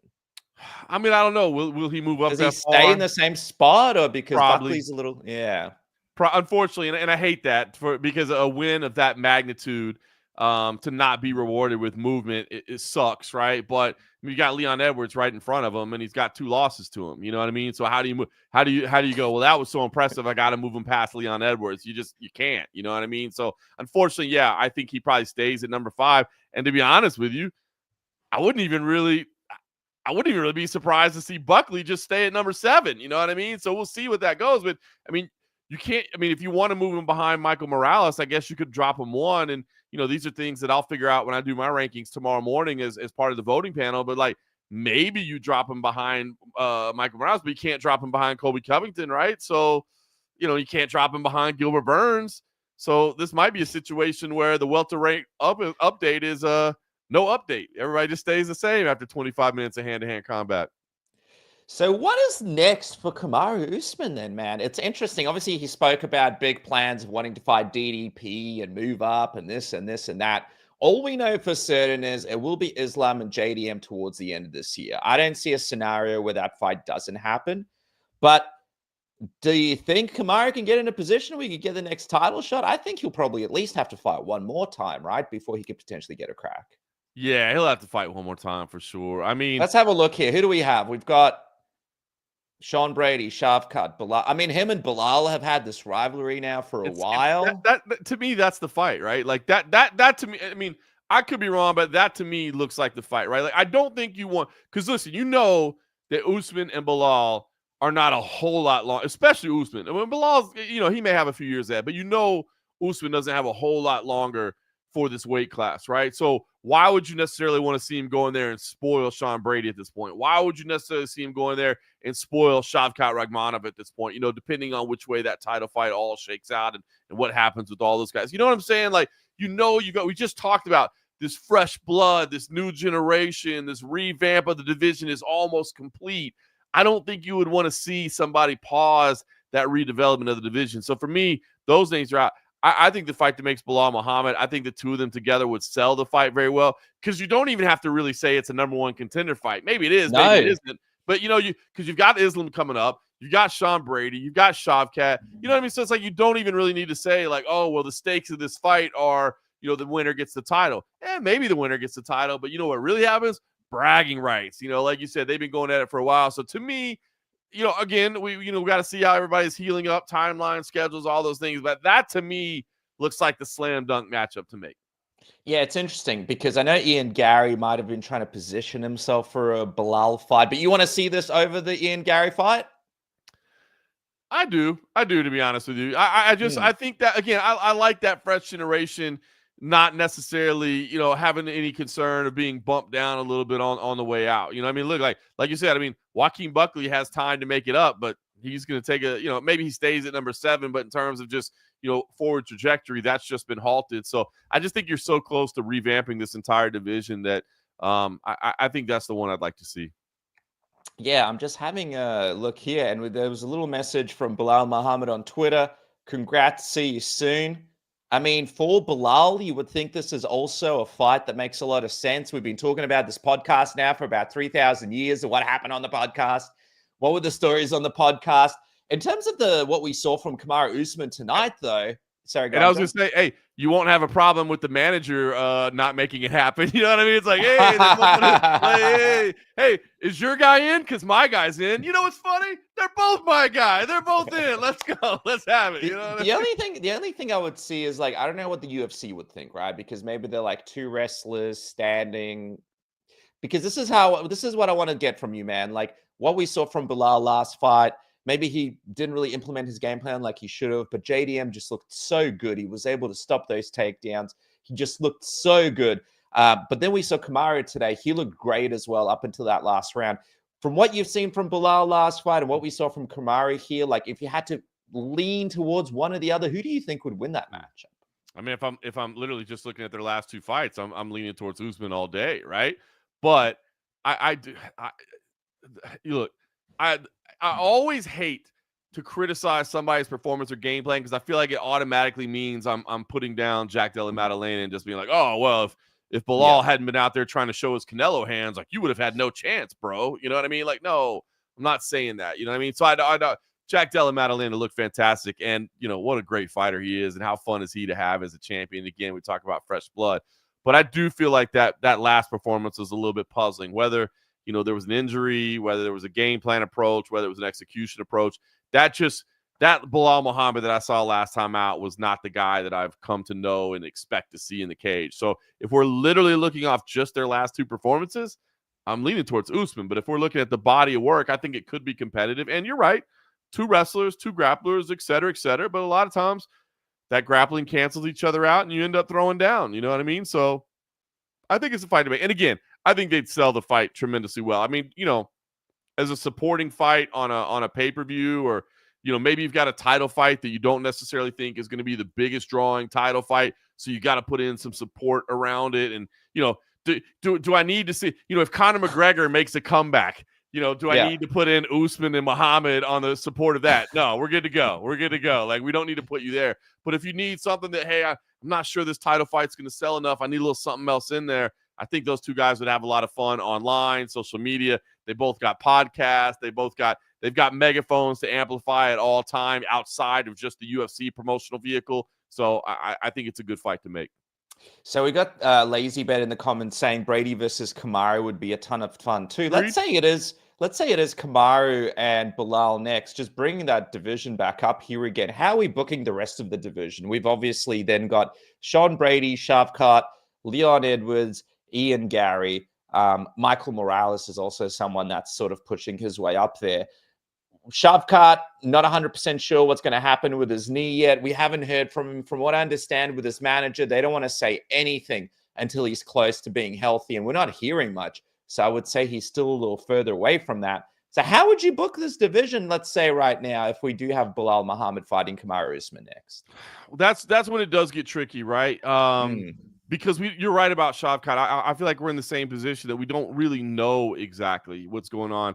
I mean, look, you could always run back Brady and Muhammad. You know what I mean? There's a big standing, story there. So it's tough, man. It's good. That's the challenge, right? Because you got a lot of guys at the top of that division that are like, I think I'm next for the title shot. You know what I mean? It's like, yeah, but that might be 18 months from now. So are you sure you want to do it? So, I do feel like this is one where you got options, and I don't feel like many of them are bad. You know what I mean? I think that's what's exciting. Because if you look at it, right? I mean, Bilal, he's got the redemption arc. Sean Brady, he looks like, the guy in waiting. Shavkat has been the guy forever. This injury just set him back.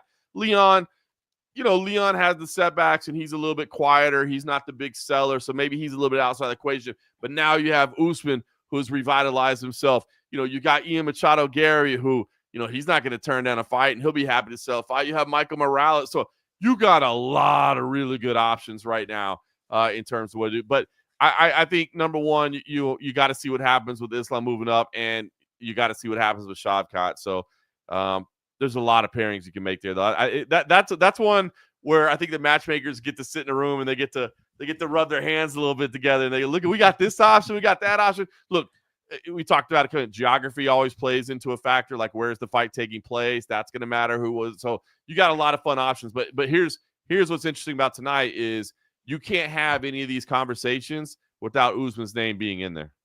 Oh, for sure. By the way, someone bringing up Colby versus Morales. I don't think that's a fight that Colby Covington would be looking to take right now. Ian Gary, though, just quickly, fascinating one for me. He's obviously a big star in the division. By the way, what about Buckley and Carlos Prates? Man, that would be a fun fight to make next. Both guys on the feet, There's some fun matchmaking right there. But yeah, Ian Machado Gary, I still like this Leon Edwards fight for him, man. There's some heat from the training that they did together. You use a name like the UFC love to use former champions to build stars. And this way, we're not, we're not getting rid of a bunch of contenders in one go, right? Like if Ian Gary can go out there and dominate Leon Edwards, I think that puts him in a great spot for potentially maybe even fighting for a belt down the track, like maybe even next if he's ready to go, like, and the UFC throws it towards his way as a backup or whatever. Like that's a great fight right there, Leo. And if you're Leon Edwards, that's actually a fun fight for you as well. That's something that you could headline against. Yeah, I like that matchup as well. I was thinking about what's in Europe right now. I mean, I think there's a Paris show coming up. Obviously we talk about the French contenders and that sort of thing. Maybe Cyril Gane will be fighting for the interim title at that point in France. But with that, don't say it. It's like Beetlejuice. It might happen. Don't do it. I want to see. I want to see Tom Aspinall defend his interim title a few more times to really prove that he is the deserving interim champion. So but I'd love to see that. Again, location means a lot. So I love that fight anywhere. Obviously, those two could meet in Vegas or whatever. But that would be a great fight. Again, storylines. You're not wrong with any of these fights, but you need hype around them too. You've got this new wave of talent. You've got a lot of big names in that welterweight division.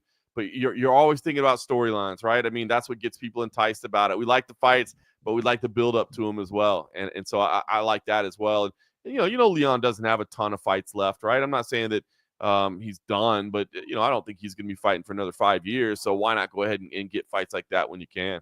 Yeah, man. And just a reminder, everybody watching, you guys can join and become a Submission Radio member. Thanks to Lazy Bed for throwing it out there in the comments. And also comment here just about Kevin Holland. We mentioned him earlier. 170, dude. I'll tell you, they're not having the problems of 205 or heavyweight.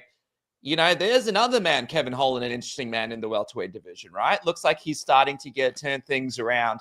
When you look at Kevin Holland's run, man, this is a man that has a competitive split decision loss to the champ right now in JDM. When he's motivated, when he's on point, he's looking dangerous.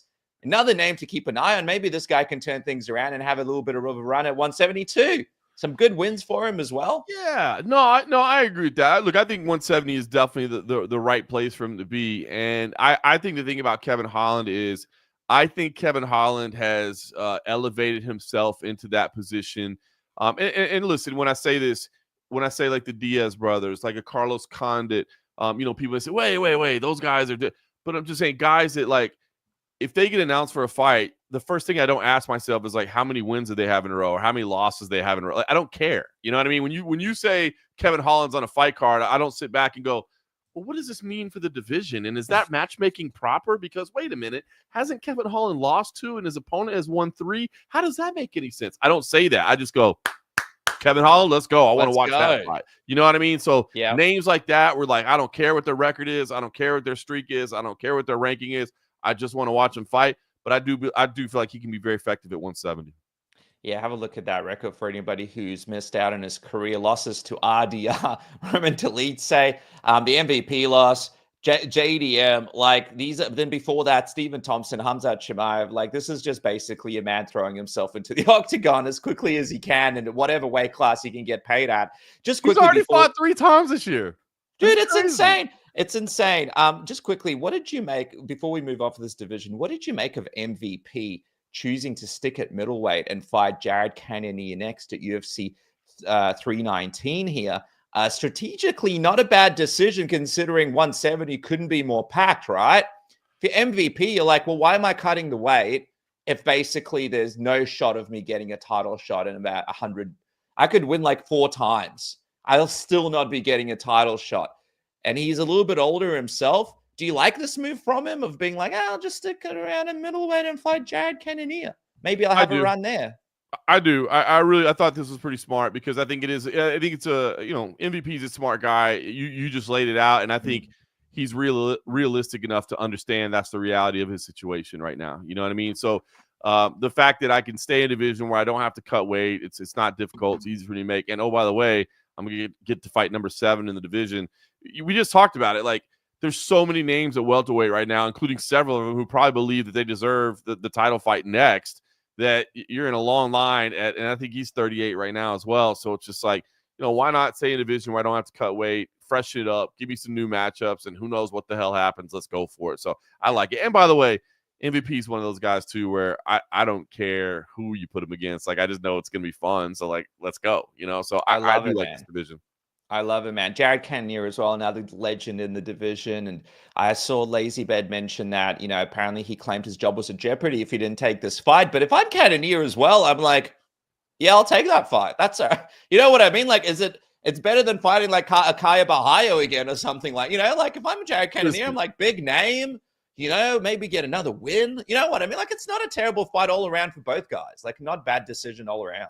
And oh, by the way, I mean this in the most respectful way possible. Doesn't Jared Cannonier like always feel like there's a little chip on his shoulder, like the world's like? I know if I turn this fight down, like they were gonna cut me. When in reality, they were just like, we'd really appreciate it if you could take this fight. You know what I mean? Like, I just feel like he always feels like, man, like. But I think he likes that. You know what I mean? He likes to feel like, oh, you're doubting me? You doubting me? Like, come on, man, I got this. So. I don't know how true that is or not, but I like the fact that he took the fight too. I just think he likes fighting, man. So I respect it. Just a couple more things from the card here today, John. Obviously, we just spoke about the main event. Here it is here. Kamaru Usman, incredible win. Buckley still showing that he's dangerous. Still so much left for him in the division. Rose Namajunas, we spoke about that. For those that maybe might have missed it, what do you think should be next for her? We were sort of discussing it before the main event, but those that might have just been tuning in now, what would you like to see next for Rose Namajunas after this win over Miranda Maverick? It's tough, man, because I hate to say she just had a very impressive and convincing win in that division, and I'd say that, you need to go to 115. There's just nothing that stands. It's just her career is so interesting with the ups and downs and the division switches and the moves. You know what I mean? So I don't look at anything and I'd be like, that's the clear fight to make right now. Like, it's in a weird position with her being kind of middle of the pack in the division right now. But that was a very impressive performance. And look, she's a star too. People respond to her. You know what I mean? Like, especially the casual fans. So, for a championship run, I'd love to see her at 115. I just feel like she's better suited for strawweight. But if she wants to stick around at 125 and have big fights, man, she has earned the right to do whatever the hell she wants. Edmund Shabazian was able to pick up a good win here, but I want to talk about Cody Garbrandt, man. Picking up another loss here. Obviously, it was, it wasn't like he got knocked out. He had his moments in the fight, but I mean, is this it for him? Do you think you keep him around? You give him another fight? Obviously, he's not very young. He's probably a little bit past his peak here. Do you want to see Cody have another shot here, or do you think it could be it for him? What did you make of this performance, this losing performance from Cody? We saw a little vintage Cody in there, right? Especially in that opening round. He had the knockdown and he kind of pointed at it and had some fun with it. Look, he's an entertaining fighter. I think the UFC likes him. I think he the star power that he brings to the table.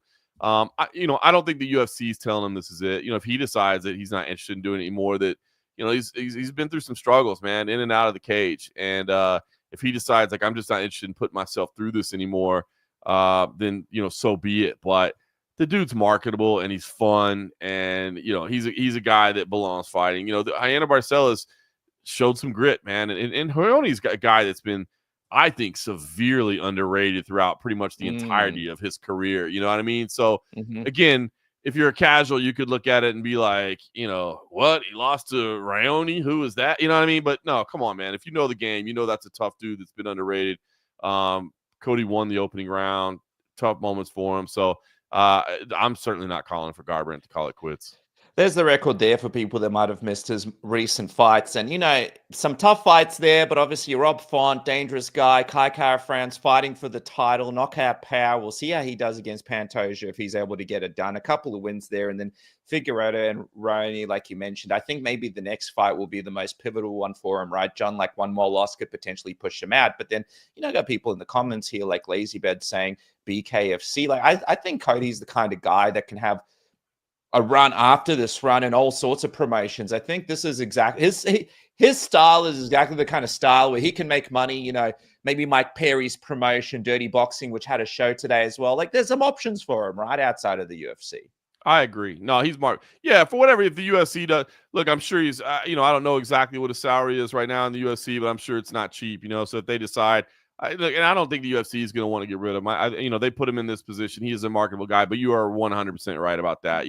Whether it be BKFC, Dirty Boxing, Karate Combat, whatever it may be, like he could have some fun at some all striking promotions. I got to ask you as well about the Paul Craig fight, man, because there's a lot of debate happening online about what we saw. Obviously, an illegal up kick, saw him lose the fight. People are trying to figure out whether or not it was a flop. Was it legit? Was it a flop? Is this just a situation where, just looked a little bit funny? Here's a couple of seconds here, Paul Craig with the up kick over here. And then obviously the pop up here after being completely knocked out. He did go on to potentially wrestle the ref as well or whatever, or fight the ref. So signs of a potential real legit knockdown. But what do you make of this, man? And by the way, what about this fight not happening the first time because of the herpes? Now this is the way that this actual fight finishes. It's a strange scenario after strange scenario for both of these guys. I was just laughing, by the way, at that GIF. Whoever posted that was pretty funny. It looked like a very severe soccer foul that happened there, but that was good. No, it was weird because I'll be honest. Look, watching it in live action, I'm like, damn, like Paul Craig made a mistake there. You know what I mean? And then the discussion was, is this a no contest or disqualification? The way the wording is written is kind of weird because you talk about intent, and I've always thought that's a weird way. Like, well, I intended to throw the up kick and I intended to hit him with it, but I didn't intend to throw a foul. So I've always thought the wording of the language itself is a little bit interesting. But I kind of lean towards no contest. I thought that it looked like Bellato was, posturing up, and I thought maybe Craig thought he had, reached a standing position to throw it. So I was kind of okay with no contest. I know a lot of people are pushing for DQ. But as far as the knockdown, look, I'm not going to lie too. Like, it looked weird, especially when you consider the fact that, there's like frame by frame of like him literally looking over to the referee and doing this and then falling back. That's bizarre. But also, man, when you're talking about neurological stuff with brains and your neck and everything else, and I kind of agree with what Paul said. I watched a little bit of his post-fight interview where he's like, listen, man, I don't think people are looking for easy way outs here, man. We're fighters at the highest level at the UFC. So to think that you come in and you're like, oh, here I'm out. Now it's interesting, right? Because if you're like, well, maybe I embellished a little bit because I was trying to get a point taken, and then they did, then they ended the fight. And, oh gosh, maybe I embellished too much. I mean, look, is there games of shit? Maybe, but I would never say somebody purely faked it. It was weird. If that look, the way he snapped to and started trying to grapple the referee and seemed confused, like if that was pure faking, it was damn good faking. You know what I mean? So I will say it looked bizarre and it looked odd to me, but the last thing I will ever sit here and do, again, I mean, shots to the neck, shots to the head, like you don't know how that stuff reacts, man. People do weird things. We've seen bodies flop around and react in all kinds of weird different situations. So did the tape look weird? It did. But me and my heart and the years of covering the sport and talking to these athletes, the first thing that I go to is to say that they're faking. Like, nah, man, I just can't make that leap. I know it's easy to do it and on the internet and be like, that guy's just making it up. I can't get myself there. But the footage did look weird, man. There's no question about it. To look over to the referee to signal that you're, frustrated and then to fall back unconscious seems bizarre. But again, with this neurological stuff, man, you never know, man. You never know how it works. Just looking through the rest of the card here, man, and finishing up, some notable performances here. Michael Chiesa caught McGee, a bit of an OG fight. Chiesa able to walk away from the win. Ricky Simone as well. Anything sort of stand out to you, John, apart from the fights that we've spoken about that kind of, Michael Chiesa, pretty impressive. Him and Court McGee fighting in 2025. Incredible. That's wild, bro. I'm a big fan of both those guys, man. Just known them both for years. So I was a big fan. Not the greatest fight of the night by any stretch, but I'm a huge fan of those guys. But listen, Malcolm Wellmaker, that dude looks like the absolute future, man. And props to Chris Moutinho for stepping in. I mean, his first trip in the UFC wasn't great. He takes this fight, which he knows doesn't look good for him on paper, but he steps in there, he just gets absolutely obliterated by Malcolm Wellmaker, who looks like an absolute problem in the division. So Malcolm Wellmaker, hope he's walking away. I haven't seen the bonuses yet, but hope he's walking away with 50 G's. Thought Jose Ochoa looked absolutely fantastic as well, man. I'm a big fan of Cody Durden. That dude is just a little angry, I love his attitude. Like, he just wants to fight everybody. And Jose Ochoa clipped him. I thought he looked really early. And Phil Rowe, man. Phil Rowe versus Ange Losa.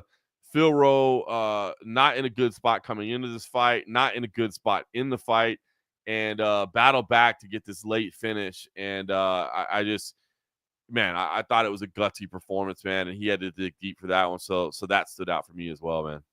Beautiful stuff there, man. Well, look, another fight night card in the books. That is it from us. John Morgan, as we finish up, man, you got a couple of weeks at home. What's coming up? What can we check out from you next? Obviously, you'll be down there for International Fight Week, doing your thing for the big card as well. What's coming up that we can keep an eye open for? That's it, man. Yeah, I would say from the the media perspective inside. I mean, obviously, I do Cage Side with John Morgan on Grind City Media. Still do the MMA Roadshow 10 years plus strong with my boy Cole Coffee. So you can always tune into those. But yeah, I'll be around for International Fight Week all week. My wife and son, I'm actually going on vacation on Monday, but they'll be out of town. They're going to visit family, so I will be free. I got nothing going on, so I plan to be at pretty much everything that week because my family's out of town. So like, what else I got going on? So International Fight Week for me, and then for July, man, we got a busy CFFC schedule in July. We got July 18th at the Florida State Fairgrounds for CFFC 144. That'll be on UFC Fight Pass. July 25th. We'll be at the Hard Rock Hotel and Casino in Atlantic City for Fury Professional Grappling 14. So we'll have some big announcements coming up with that, with some of the grappling cards. They're a lot of fun. If you haven't had a chance to check out our grappling events, man, we last one was fun. Me and Dean Thomas sitting on a couch, just hanging out, watching grappling. I love it because I don't have to put a suit on. Like, I get to just wear shorts and a T-shirt and a hoodie and hang back and have a cocktail and watch grappling. We have a good time. And the following night, we'll actually be doing our first all next-gen event as well, where we're trying to kind of find some up-and-coming talent from around the nation and fly them out to Atlantic City. So big July coming up. So International Fight Week coming up most directly, and then big July for CFFC. Perfect, John. Well, thank you so much, friends. Thanks, everybody, for watching this. Kamaru Usman back in action after an incredible performance. Hope everybody cashed in those bets, and we will catch you guys next time here on Submission Radio.